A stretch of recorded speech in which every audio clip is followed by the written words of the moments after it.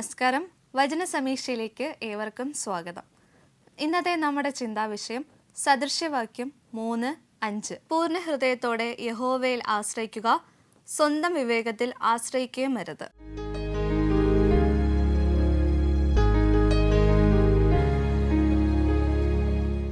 വളരെ ശരിയാണല്ലേ? നമ്മുടെ ബുദ്ധി നമ്മുടെ ഒരു ലിമിറ്റേഷൻ വരെ നമ്മളെ സഹായിക്കത്തുള്ളൂ. ബാക്കിയൊക്കെ നമ്മളെ സഹായിക്കുന്നത് നമ്മുടെ ദൈവമായ കർത്താവ് തന്നെയാണ്. ഈ ചിന്തയോടെ ഇന്നത്തെ നമ്മുടെ വചന സമീക്ഷ ആരംഭിക്കാം. ഒരു ഗ്രാമത്തിൽ ഒരു കർഷകനുണ്ടായിരുന്നു.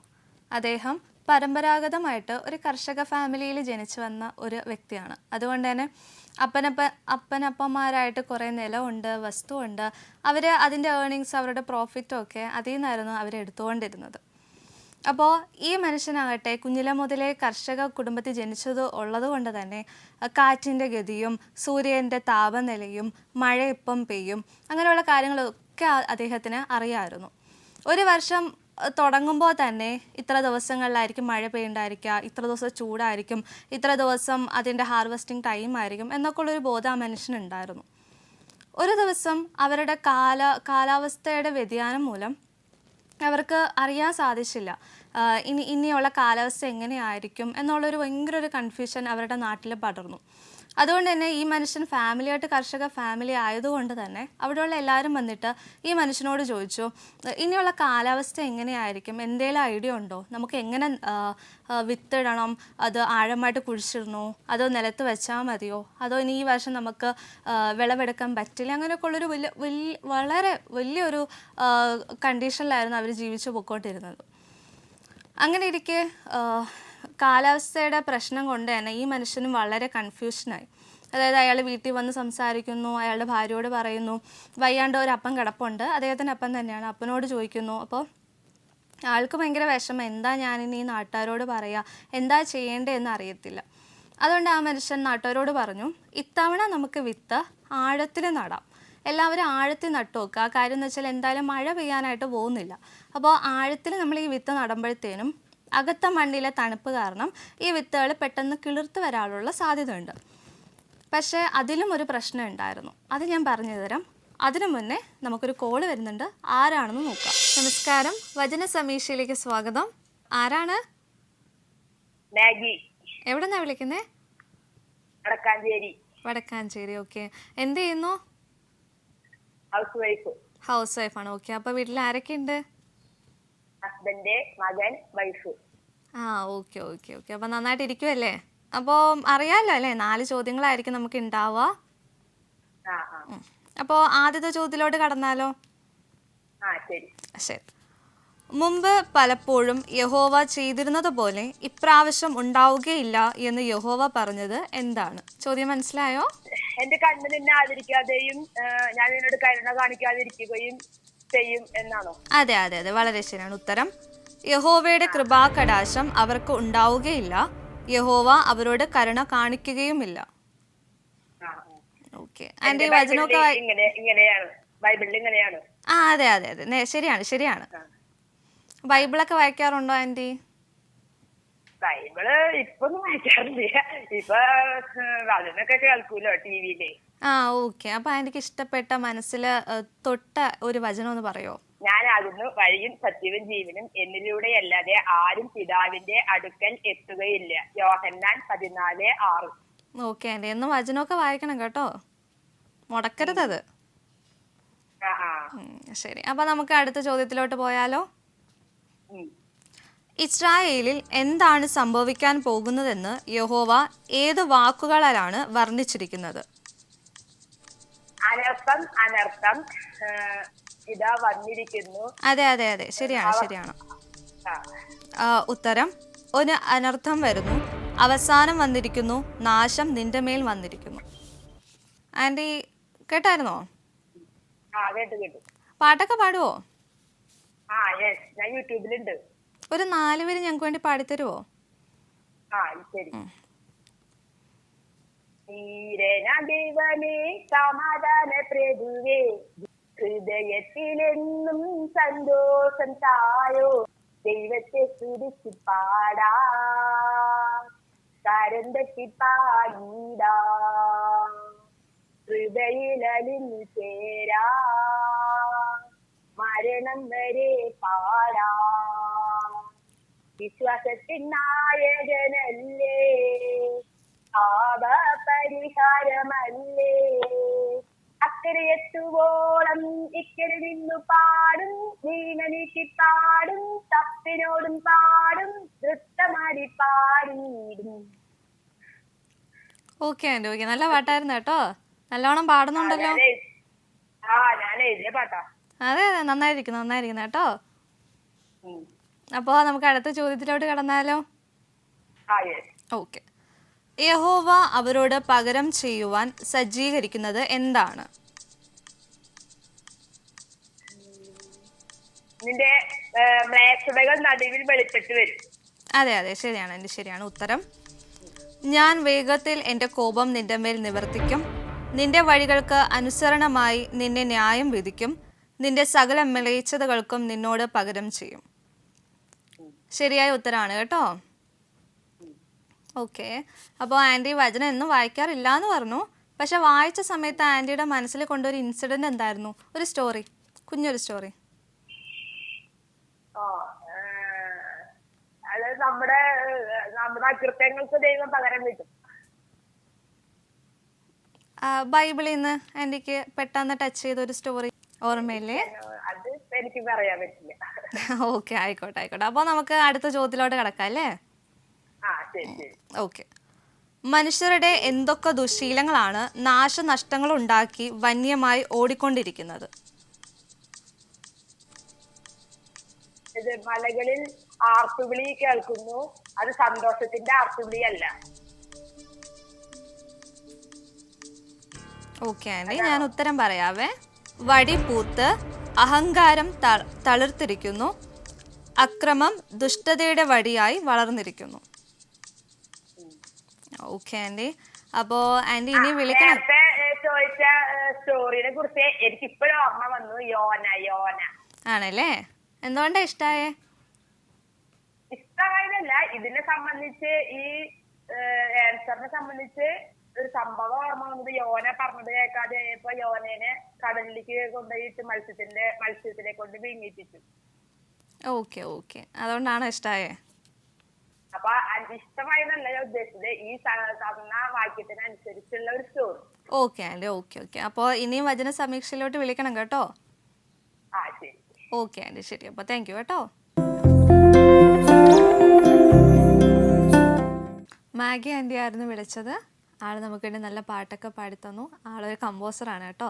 നല്ലോണം നല്ല പാട്ടൊക്കെ പാടി നല്ല കഥയൊക്കെ നമ്മളോട് പറഞ്ഞു. അപ്പോൾ മാഗി ആൻറ്റി ഇനിയും ഞങ്ങളെ വിളിക്കണം. ഞങ്ങളുടെ പ്രാർത്ഥനയിൽ എപ്പോഴും മാഗി ആൻറ്റി ഉണ്ടായിരിക്കും കേട്ടോ. ഇനി നമ്മുടെ കഥയുടെ ബാക്കി. അപ്പോൾ നമ്മുടെ കർഷകൻ എന്നാ ഭയങ്കരമായിട്ട് വിഷമിച്ചും എന്തോ ചെയ്യണം, എന്തോ ഡിസിഷൻ എടുക്കണം, ഞാൻ എന്തൊക്കെ അവരോട് പറയണം എന്ന് പോലും ആ മനുഷ്യന് അറിയത്തുണ്ടായിരുന്നില്ല. അപ്പോഴായിരുന്നു ആ മനുഷ്യന് മുന്നിൽ ഒരു സന്യാസി വരുന്നത്. ഇച്ചിരി പ്രായമൊക്കെ ആയിട്ടുള്ള ഒരു മനുഷ്യൻ. ആ മനുഷ്യൻ വന്നിട്ട് കർഷകനോട് ചോദിച്ചു, നീ എന്താ പറയാൻ പോകുന്നേ? നീ അവരോട് എന്ത് പറയും? കള്ളത്തരം പറയരുത്, സത്യം തന്നെ ആ മനുഷ്യരോട് പറയണം. കാര്യം എന്ന് വെച്ചാൽ അവരുടെ വയറ്റുപഴപ്പാണത്. ഒരു പക്ഷേ നിൻ്റെ ഡിസിഷൻ തെറ്റിയാൽ തന്നെ ആ മനുഷ്യൻ അവർക്ക് ഇതല്ലാതെ വേറൊരു ലാഭം ഒരിടത്തുനിന്ന് അവർക്ക് കിട്ടാനില്ല എന്ന് പറഞ്ഞു. അപ്പോൾ ഈ കർഷകൻ സന്യാസിയോട് ചോദിച്ചു, ഞാനിനി എന്താ പറയണ്ടേ, എന്താ ചെയ്യേണ്ടതെന്ന് പറഞ്ഞു. അപ്പോൾ സന്യാസി അയാളോട് ഒരു കാര്യം പറഞ്ഞിട്ടുണ്ട്.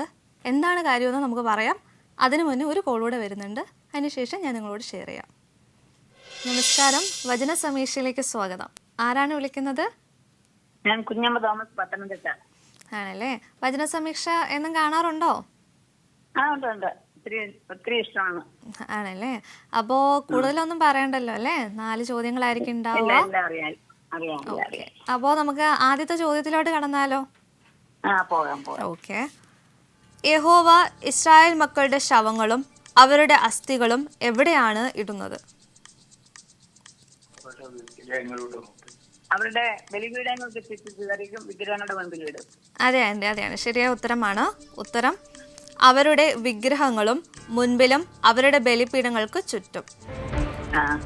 ആൻറ്റി ബൈബിളൊക്കെ വായിക്കാറുണ്ടോ? വായിക്കാറുണ്ട്. ഓക്കെ. അപ്പോൾ ബൈബിളിൽ ഏറ്റവും കൂടുതൽ എനിക്ക് ഇഷ്ടപ്പെട്ട വചനം ഏതാ? അതിനോ മനുഷ്യനിൽ ആശ്രയിക്കുന്നതിനേക്കാൾ യഹോവയിൽ ആശ്രയിക്കുന്നത് നല്ലത്. പ്രഭുക്കന്മാരിൽ ആശ്രയിക്കുന്നതിനേക്കാൾ യഹോവയിൽ ആശ്രയിക്കുന്നത് നല്ലത്. അതെ അതെ, വളരെ ശരിയാണ്, നേരാണ് നേരാണ്. നമ്മളെപ്പോഴും ദൈവത്തിലാണ് കൂടുതൽ ആശ്രയം കണ്ടെത്തേണ്ടത് അല്ലേ? അതെ അതെ. ഓക്കെ ആൻറ്റി, അപ്പോൾ നമുക്ക് രണ്ടാമത്തെ ചോദ്യത്തിലോട്ട് കടന്നാലോ? പോകാം. ഓക്കെ. നിങ്ങൾ ദേശങ്ങളിൽ ചിതറിപ്പോകുമ്പോൾ ജനതകളുടെ ഇടയിൽ ഏതിൽ നിന്ന് രക്ഷപ്പെടുന്ന ഒരു ഭാഗത്തെയാണ് യഹോവ അവശേഷിക്കുന്നത്? ചോദ്യം മനസ്സിലായിരുന്നോ? ദേശങ്ങളിൽ നിന്ന് അല്ല, ക്വസ്റ്റ്യൻ ഒന്നുകൂടെ പറഞ്ഞേ. നിങ്ങൾ ദേശങ്ങളിൽ ചിതറിപ്പോകുമ്പോൾ ജനതകളുടെ ഇടയിൽ ഏതിൽ നിന്ന് രക്ഷപ്പെടുന്ന ഒരു ഭാഗത്തെയാണ് യഹോവ അവശേഷിപ്പിക്കുന്നത്? വാളിന് തെറ്റിപ്പോയവർ അതെ അതെ അതെ, ശരിയായ ഉത്തരമാണ് ആന്റി. ഉത്തരം വാളിൽ നിന്ന്. ഓക്കെ, ആന്റിയുടെ സൗണ്ടൊക്കെ കേൾക്കാൻ നല്ല രസമാണല്ലോ. പാട്ടും വല്ലതും ഒക്കെ പാടുവോ? ചെറുതായിട്ട്. ആണോ? അപ്പോൾ നമുക്ക് വേണ്ടി ഒരു 4 വരി പാട്ട് പാടുവോ? പാടാം. എത്ര നല്ലവൻ യേശുനായകൻ, ഏതു നേരത്തും നടത്തിടുന്നവൻ.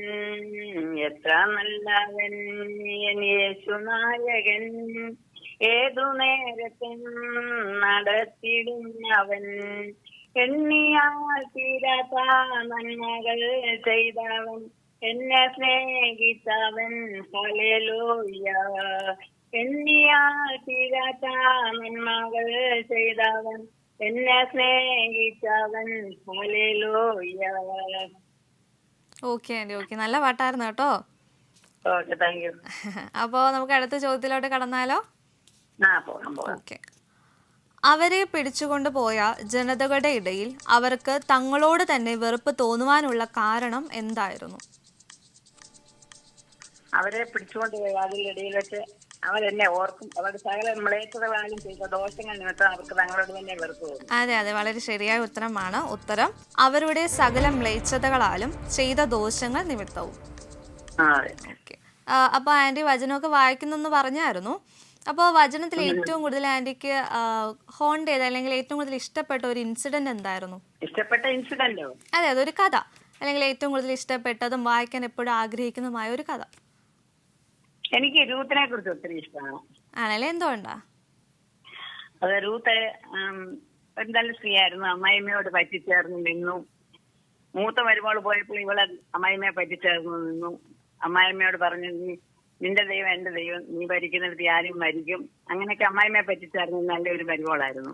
ആണല്ലേ? ആണല്ലേ? ശരി ശരി ശരി. അപ്പോൾ വചന സമീക്ഷയുടെ ഇന്നത്തെ ചോദ്യങ്ങൾ കഴിഞ്ഞേക്കുന്നു കേട്ടോ. നല്ലോണം ഉത്തരം പറഞ്ഞിട്ടുണ്ട്, നല്ലോണം ബൈബിൾ വായിക്കുന്ന ആളാന്ന് മനസ്സിലായിട്ടുണ്ട് കേട്ടോ. അപ്പോൾ ഇനിയും വചന സമീക്ഷയിലോട്ട് വിളിക്കണം. കുഞ്ഞമ്മ തോമസ് ആൻറ്റി ആയിരുന്നു, പത്തനംതിട്ടയിൽ നിന്നായിരുന്നു നമ്മളെ വിളിച്ചിട്ടുണ്ടായിരുന്നത്. ആളെ നമുക്ക് വേണ്ടി നല്ല പാട്ടും വചനത്തിലെ കുറേ ഇൻസിഡൻ്റ് ഒക്കെ നമ്മളോട് ഷെയർ ചെയ്തായിരുന്നു. അപ്പോൾ ആൻറ്റി ഇനിയും ഞങ്ങളെ വിളിക്കണം. ഞങ്ങളുടെ പ്രാർത്ഥനയിൽ എപ്പോഴും ആൻറ്റി കൂടെ ഉണ്ടായിരിക്കും കേട്ടോ. അപ്പോൾ ഇനി നമ്മുടെ കഥയുടെ ബാക്കി. അപ്പോൾ നമ്മുടെ കർഷകൻ ഇനി കൺഫ്യൂഷൻ സ്റ്റേജിൽ നിൽക്കുവാണ്.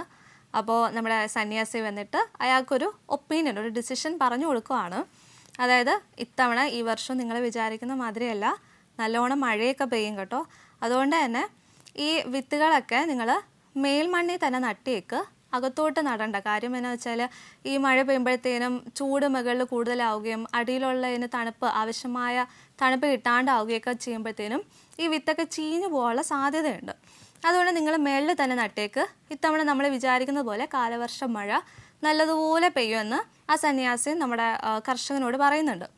പക്ഷേ കർഷകൻ്റെ ചിന്തയിൽ ഓക്കെ ഇത്തവണ മഴ പെയ്യത്തില്ല എന്നൊരു ചിന്ത ആളുടെ മനസ്സിൽ ഓൾറെഡി ഫിക്സഡ് ആയിരുന്നു.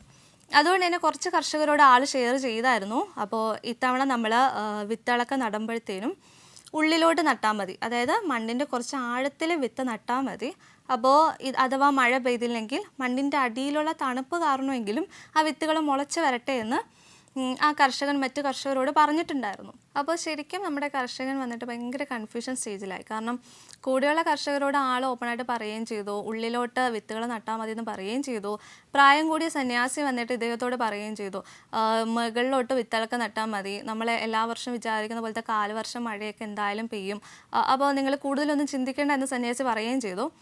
അപ്പോൾ ശരിക്കും നമ്മുടെ കർഷകൻ ഫുൾ കൺഫ്യൂസ്ഡ് ചെയ്താണ്. ഇനിയിപ്പോൾ എന്ത് ചെയ്യും, എന്ത് ഡിസിഷൻ ആയിരിക്കും നമ്മുടെ കർഷകൻ എടുക്കാൻ പോകുന്നതെന്ന് ഞാൻ പറയാം. അതിനു മുന്നേ ആയിട്ട് നമുക്കൊരു കോള് വരുന്നുണ്ട്.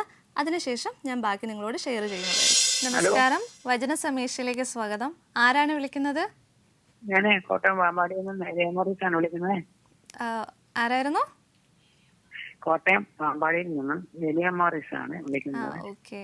ആൻറ്റി ആദ്യമായിട്ടാണോ വിളിക്കുന്നേ? അല്ലല്ല, 2 വർഷത്തോളം കഴിഞ്ഞു. ആണല്ലേ.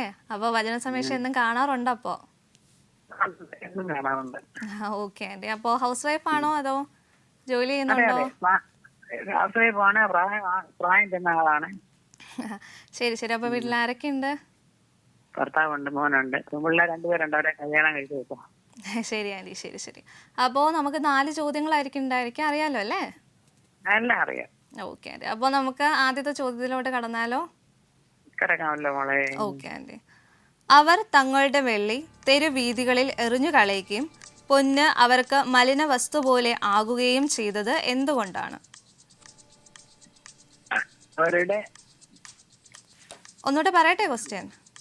ആ അവർ തങ്ങളുടെ വെള്ളി തെരുവീഥികളിൽ എറിഞ്ഞു കളയുകയും പൊന്ന് അവർക്ക് മലിന വസ്തു പോലെ ആകുകയും ചെയ്തത് എന്തുകൊണ്ടാണ്? അവരുടെ അന്യദേവങ്ങൾ ഉണ്ടാക്കി മേച്ച് നൃത്തങ്ങളെ ഉണ്ടാക്കുകയും ചെയ്തുകൊണ്ട് ദൈവത്തിന് ഇഷ്ടമില്ലാത്ത പ്രവൃത്തി ചെയ്യുന്നുണ്ട്. ഒന്നുകൂടെ ഒന്ന് പറയാം ആൻറ്റി. അവർ അന്യദേവങ്ങളെ ഉണ്ടാക്കി മേച്ച് വിഗ്രഹങ്ങളെ ഉണ്ടാക്കി ദൈവത്തിന് ഇതല്ലാത്തും ചെയ്തതുകൊണ്ട്. Okay aunty, okay okay. അപ്പോൾ ഞാൻ ഉത്തരം പറയാവേ. യഹോവയുടെ കോപ ദിവസങ്ങളിൽ അവരെ ദുരിതരിക്കാൻ കഴിയില്ല. ഓക്കെ. അവരുടെ കോപ ദിവസങ്ങളിൽ അവരുടെ വെള്ളിക്കും പൊന്നിനും അവരെ വിടുവിക്കാൻ കഴിയാതിരുന്നതിന്. Okay aunty, അറിയാമായിരുന്നല്ലേ? ശരി ശരി. അപ്പോൾ ആൻറ്റി വചനമൊക്കെ വായിക്കാറുണ്ടോ? 2 പ്രാവശ്യം തീർന്നു, 3ാമത്തെ തീർന്നുകൊണ്ടിരിക്കുന്നു. ആഹാ. അപ്പോൾ നല്ലോണം ബൈബിൾ വായിക്കുന്ന ആളാണല്ലേ? എത്ര വായിച്ചാലും നമുക്ക് ജയിക്കാനുള്ള കഴിവില്ലല്ലോ. അതെ അതെ, ഉണ്ട് ഉണ്ട് ഉണ്ട്. അതെ അതെ. അപ്പോൾ ആൻറ്റി ഇത്രയും നമ്മൾ ബൈബിൾ വായിച്ചില്ലേ, അപ്പോൾ ബൈബിളിൽ എനിക്ക് ഇഷ്ടപ്പെട്ട ഒരു കഥ പറയോ? ഒരു കുഞ്ഞു സ്റ്റോറി. കഥയെന്ന് പറഞ്ഞേ? ഒരു എന്താ, ഇപ്പോൾ നോഹയുടേതാകട്ടെ മോശയുടേതാകട്ടെ, ആരുടേതാ കൂടുതൽ എനിക്ക് ഇഷ്ടമുള്ളത്? നോഹയുടെ കാലത്തെ പറയാം. എല്ലാം ഇഷ്ടമാണ്, ഒത്തിരി അധികം ഇഷ്ടമാണ്. ആണല്ലേ? അല്ലെ ദാനിയലിന്റെ കാര്യം പറയാം. Okay aunty, okay. ദാനിയലിന്റെ കാലത്തെ രാജാവ് അന്യദൈവങ്ങളെ സേവിക്കാൻ വിഗ്രഹം ഉണ്ടാക്കി അതിനെ നമസ്കരിക്കാന്ന് പറഞ്ഞു. നമസ്കരിക്കാന്ന് പറഞ്ഞപ്പോൾ ദാനിയേല് ചന്ദ്രക്ക് മേശക്ക് വേണ്ടി ദാനിയേല് വരെ 4 പേരും ദൈവവചനനുസരിച്ച് എന്നും ചെയ്യുന്ന പോലെ പ്രാർത്ഥിച്ചുകൊണ്ടിരുന്നു. രാജാവിന്റെ നീതിയെ എതിർത്തു, ദൈവത്തെ മാത്രം സേവിച്ച് തുന്നത്തൊഴിയിലിട്ടു. ഉടനെ ദൈവം രക്ഷിച്ചു. അന്നത്തെ രാജാവ് ജനങ്ങൾ അതുമൂലം യഹോവയുടെ മഹത്വം കാണാനിടയായി, ദൈവത്തെ തിരിച്ചറിയാനിടയായി. ദാനിയേലിനെ ഭയങ്കര ഇഷ്ടമാണ്. ആണല്ലേ? അപ്പൊ എന്നും ബൈബിളൊക്കെ വായിക്കണം കേട്ടോ, ഇതുപോലെ മുടക്കാതെ വായിക്കാൻ ശ്രമിക്കണം കേട്ടോ. വായിക്കുന്നുണ്ട്. ഓക്കെ. അപ്പോൾ നമുക്ക് അടുത്ത ചോദ്യത്തിലോട്ട് കടന്നാലോ? ഓക്കെ. ഏതിനാലാണ് അവരുടെ വിശപ്പടക്കുവാനോ വയറ് നിറയ്ക്കുവാനോ കഴിയുകയില്ല എന്ന് അവർ മനസ്സിലാക്കിയത്?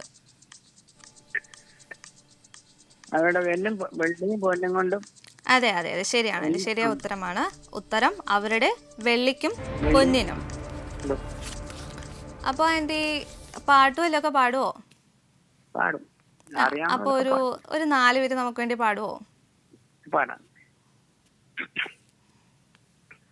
പരമഗുരുവരണമീശുവേനി വരന്താ പ്രാർത്ഥന ചെയ്താൻ ഇരുവരോ മൂവരോ തിരുനാമത്തിൽ വരിയിൽ വരുമെന്നരുളിയോ തിരുസാന്നിധ്യം സദാ നൽകണം ശരണം മാത്രമെന്നാതെ തിരുസാന്നിധ്യം സദാ നൽകണം ശരണം മാത്രമെന്നാതെ തിരുമുമ്പിൽ കഴിയുന്ന പ്രാർത്ഥനയ്ക്കുത്തരം അരുളണമേ പ്രിയനാഥനെ.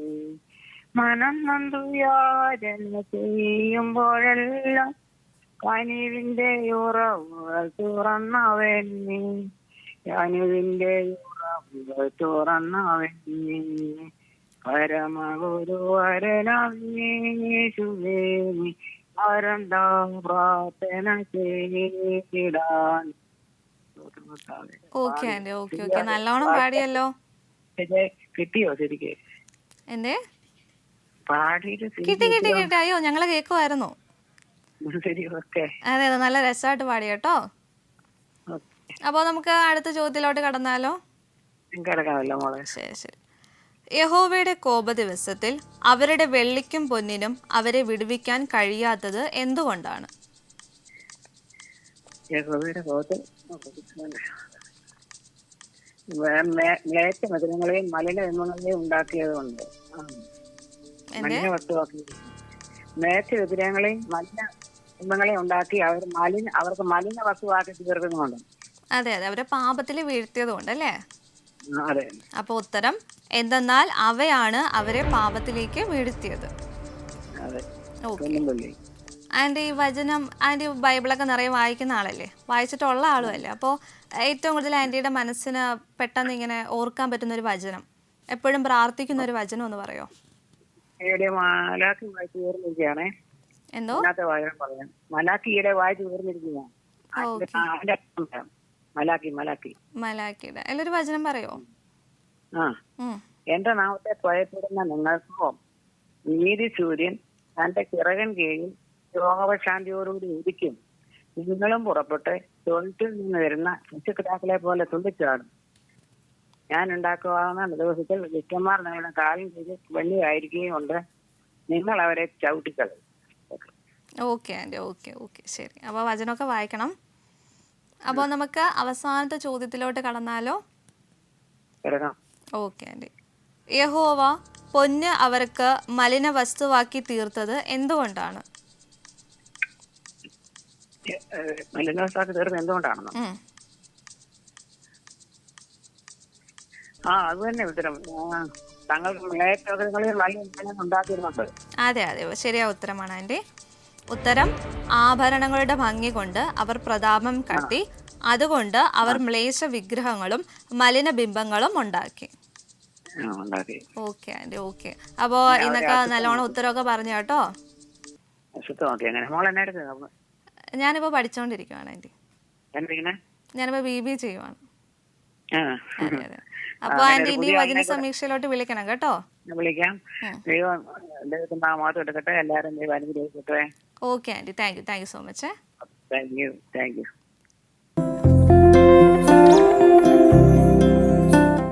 നമ്മളിപ്പോൾ വിളിച്ചത് ഏലിയമ്മ ആൻറ്റി ആയിരുന്നു, കോട്ടയത്ത് നിന്നും. ആളും നമുക്ക് ഈ പറഞ്ഞ പോലെ നല്ലോണം പാട്ടൊക്കെ ഇന്ന് പാടി തന്നു. ആൾ ഭയങ്കര സന്തോഷത്തിരിക്കുകയാണ്. ആളിന്ന് നമ്മുടെ സ്ഥിരം പ്രേക്ഷകയാണ്. അപ്പോൾ നമ്മുടെ കഥയുടെ അവസാനം, അപ്പോൾ നമ്മുടെ കർഷകൻ എന്നാ ഭയങ്കര ടെൻഷനിലിരിക്കുകയാണ്, ഏത് ഡിസിഷൻ എടുക്കണം. ഓൾറെഡി കർഷകരോട് ആൾ ഡിസിഷൻ പറഞ്ഞു കഴിഞ്ഞു. നിങ്ങൾ മേൽമണ്ണിൽ നടണ്ട, ഉള്ളിലോട്ട് താഴ്ത്തി വിത്ത് നടണം എന്നൊക്കെ ആൾ പറഞ്ഞു കഴിഞ്ഞു. പക്ഷേ ആൾക്കൊരു ഡബിൾ മൈൻഡായി. കാരണം സന്യാസി, അത് മാത്രമല്ല അയാളിൽ നിന്ന് നല്ല പ്രായമുള്ളൊരു മനുഷ്യൻ. ഇത് പറഞ്ഞപ്പോൾ തന്നെ കർഷകൻ വിചാരിച്ചു ആളുടെ നിലത്ത് നമ്മുടെ സന്യാസി പറഞ്ഞത് മാതിരി ഒന്ന് ചെയ്ത് നോക്കാമെന്ന് വിചാരിച്ചു. അങ്ങനെ നമ്മുടെ കർഷകൻ സന്യാസി പറഞ്ഞ മാതിരി മേൽമണ്ണിൽ തന്നെ വിത്തുകൾ നട്ടു. അന്ന് ഉച്ചയായപ്പം തന്നെ 1 മണിക്കൂർ നീണ്ടു നിൽക്കുന്ന ഒരു കുഞ്ഞ് ചാറ്റൽ മഴ പെയ്തു. വിത്തിനൊക്കെ സാമാന്യമായ ഒരു വെള്ളവും വളവും ഒക്കെ കിട്ടി. ശരിക്കും ബാക്കിയുള്ള കർഷകർ ഇയാൾ പറഞ്ഞതനുസരിച്ച് ചെയ്തുകൊണ്ട് തന്നെ ആ വിത്തുകളൊക്കെ നശിച്ചു പോവുകയായിരുന്നു ചെയ്തത്. ഇതുപോലെയാണ് നമ്മുടെ ബുദ്ധിയെ എപ്പോഴും നമ്മൾ ആശ്രയിക്കരുത്. അതാണ് ഇന്നത്തെ എപ്പിസോഡിൻ്റെ തുടക്കത്തിൽ ഞാൻ നിങ്ങളോട് പറഞ്ഞതും. നമ്മുടെ ബുദ്ധിയല്ല, ഏറ്റവും കൂടുതൽ അറിവുള്ളവരൊക്കെ തരുന്ന നമ്മുടെ ബുദ്ധിയെ നമ്മൾ എപ്പോഴും അപ്രോച്ച് ചെയ്യാൻ വേണ്ടി ശ്രമിക്കുക. അതുപോലെയാണ് കർത്താവ് നമുക്ക് നൽകുന്ന ബുദ്ധിയും. അതിൻ്റെ നന്മയും തിന്മയും തിരിച്ചറിഞ്ഞ് ജീവിക്കാൻ വേണ്ടിയാണ് കർത്താവ് നമുക്ക് ബുദ്ധി തന്നേക്കുന്നത്. അപ്പോൾ കൂടുതൽ കഴിവും കൂടുതൽ പ്രായമുള്ളൊരു മനുഷ്യൻ പറഞ്ഞത് ആ കർഷകൻ കേട്ടത് കൊണ്ട് തന്നെയാണ് ആ കർഷകൻ്റെ നിലം വൃത്തിയായിട്ട് കിടക്കുന്നതും ആ കർഷകന് അത്തവണത്തെ ഹാർവെസ്റ്റിംഗ് ചെയ്യാൻ വേണ്ടി സാധിച്ചതും. അപ്പോൾ നമ്മുടെ ജീവിതവും കർത്താവിൻ്റെ കൃപയിലായിരിക്കാൻ വേണ്ടി നമുക്ക് പ്രാർത്ഥിക്കും. കർത്താവ് പറയുന്ന ഓരോന്ന് കേട്ടും കർത്താവിൻ്റെ വചനം അനുസരിച്ച് ജീവിക്കാനും നമുക്ക് നയിക്കാനും നമുക്ക് ജീവിക്കാൻ ശ്രമിക്കാം. അപ്പോൾ അപ്പോൾ നമ്മുടെ ജീവിതവും അതുപോലെ തന്നെ കർത്താവ് നമുക്ക് വചനം വഴി കുറേ സന്ദേശങ്ങൾ നൽകുന്നുണ്ട്. ആ സന്ദേശം അനുസരിച്ച് ജീവിക്കാൻ വേണ്ടി നമുക്ക് ഓരോരുത്തർക്കും പരിശ്രമിക്കാം. അപ്പോൾ ഇന്നത്തെ വചന സമീക്ഷ ഇവിടെ പൂർണ്ണമാവുകയാണ്. നന്ദി.